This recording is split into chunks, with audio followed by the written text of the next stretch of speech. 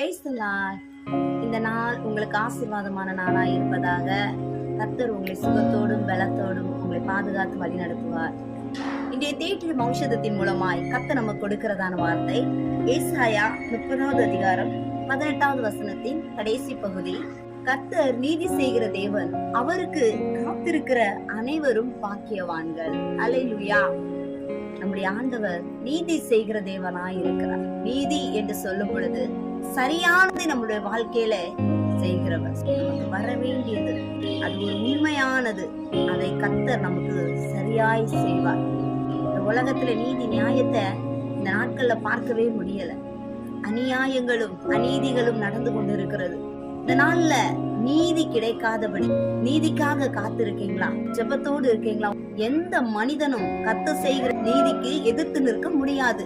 கர்த்தர் உங்களுக்கு நீதி செய்கிற தேவனாய் இருக்கிறார். God bless you.